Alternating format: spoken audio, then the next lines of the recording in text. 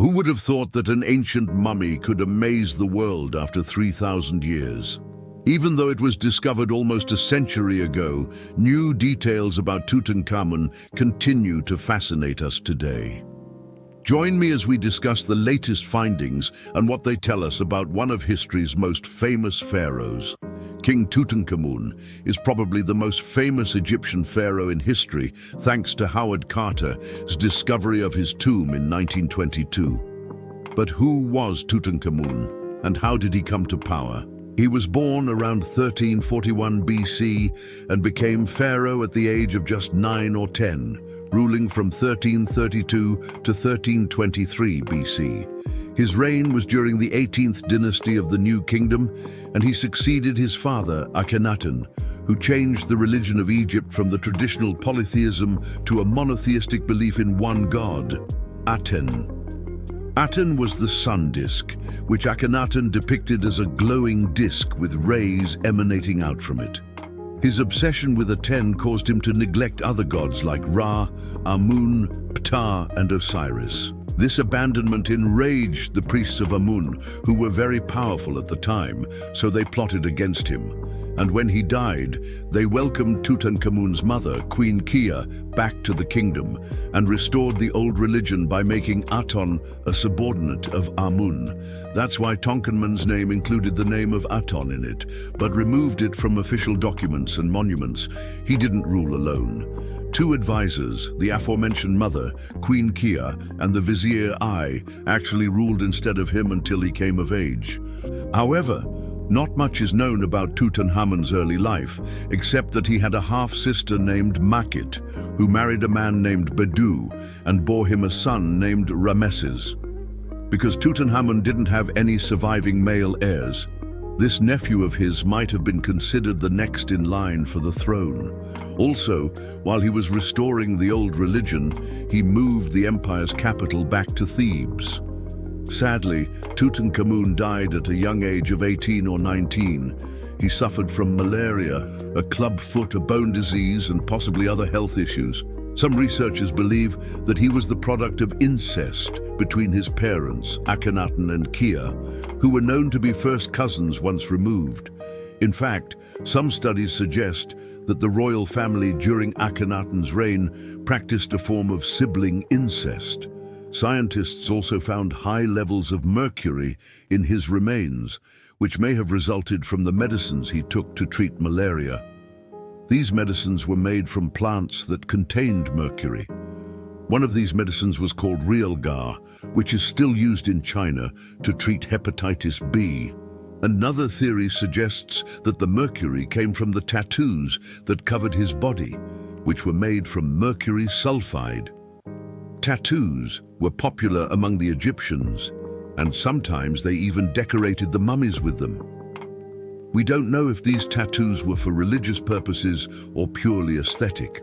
The strange thing about Tutankhamun is that there are no records of him building any pyramids or great monuments like other pharaohs. There are no statues or temples dedicated to him, so why aren't there any grand structures built during his reign? It could be because he was too young to do so. He ascended to the throne at age 10, so he might have needed more time to mature and make those monumental achievements. However, his reign lasted only 10 years, so even if he started big projects right away, he wouldn't have had enough time to finish them before his death. Also, he might have focused on different things during his reign. For example, he concentrated on restoring the traditional Egyptian religion and moving the capital back to Thebes. Therefore, he wouldn't have had enough resources or manpower to build anything large-scale. Finally, most of his reign coincided with the Amarna period, which saw the decline of Egyptian culture, art, and architecture. Instead, this era was marked by the rise of religious fervor and a change in artistic style. The emphasis was placed on the pharaoh's spiritual side rather than their physical attributes. It's fascinating to look at the changes in art throughout history, isn't it? From the beautiful pyramids of Giza to the works of Michelangelo and Da Vinci, each era has its unique style and beauty. But why do these changes occur? What causes them? It's all about perspective. Artists are influenced by their surroundings and the way they see the world. They experiment with different styles and techniques to capture the world around them. Sometimes they break the rules and create something completely new. Other times, they build on the work of their predecessors, adding their own twist to it. Either way, art is a reflection of the times in which it's created. It's a way for artists to express themselves and their vision of the world. Whether it's a painting, a sculpture, or a song, art is an important part of our human experience. Speaking of art, let's get back to Tutankhamun. Unlike his father, he wasn't obsessed with one god and tried to appease all the gods of Egypt. After he took over, he reinstated the old religion and moved the empire's capital back to Thebes.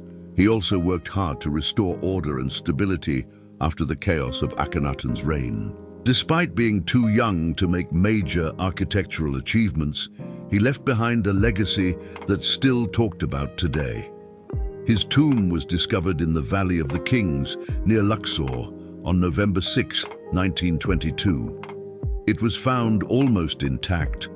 Unlike many other pharaohs' tombs that had been robbed in ancient times, the entrance to the tomb was blocked by debris, so Carter thought that it might have collapsed. But when he cleared it away, he found a stone staircase leading down into the ground. At the bottom of the stairs was a sealed doorway. Then Carter discovered the seal of King Tutankhamun on the door, confirming that it was his tomb. When he opened the door, he found a burial chamber filled with treasures. There were chariots, weapons, furniture, food, and various other items that had been placed there for the pharaoh's use in the afterlife. But perhaps the most interesting discovery was the 3 coffins inside the tomb. The outermost coffin was made of wood and covered in gold leaf. Inside that was a stone coffin also coated in gold. And finally, in the innermost chamber, there was a granite sarcophagus. When Carter opened it up, he found the mummy of King Tutankhamun. The discovery of his tomb was a major event in the history of archaeology. It provided valuable insights into the customs and traditions of ancient Egypt. It also gave us a rare glimpse into the life of one of the most famous pharaohs of all time. In recent years, scientists have been able to learn even more about Tutankhamun thanks to new technologies. For example, in 2005, researchers were able to virtually reconstruct his face based on his mummy. They created a 3D model of his skull and then used this to create a lifelike mask. The results were so accurate that scientists were able to determine the pharaoh's blood type from the mask. They also learned that he had a rare genetic condition called beta thalassemia, which causes the body to produce fewer red blood cells. This could explain why Tutankhamun was so sickly during his reign. Another study conducted in 2010 used DNA analysis to determine the sex of the boy king's remains. The study found that he was male, although there had been speculation that he might have been female due to the shape of his skull. Now, thanks to modern technology, we're learning even more about Tutankhamun. In a recent study published in the journal Frontiers in Medicine, researchers used advanced imaging techniques to create a detailed 3D model of the pharaoh's skull. The researchers hope that their findings will help to answer some of the long-standing questions about Tutankhamun's life and death. For example, they want to know if he really had a clubfoot, as has been suggested in the past. To do this, they used a technique called virtual microscopy. This allowed them to take high-resolution images of the mummy and then stitch them together to create a 3D model. The researchers were able to identify several abnormalities in the shape of Tutankhamun's skull, but they say that more research is needed to determine whether or not he had a club foot. They also want to study the pharaoh's brain to see if there are any abnormalities that could explain his health problems. So what do you think? Does the latest research shed any light on the mysteries surrounding Tutankhamun? Let me know in the comments below. And don't forget to subscribe for more videos about amazing discoveries from the world of archaeology. Thanks for watching. Bye.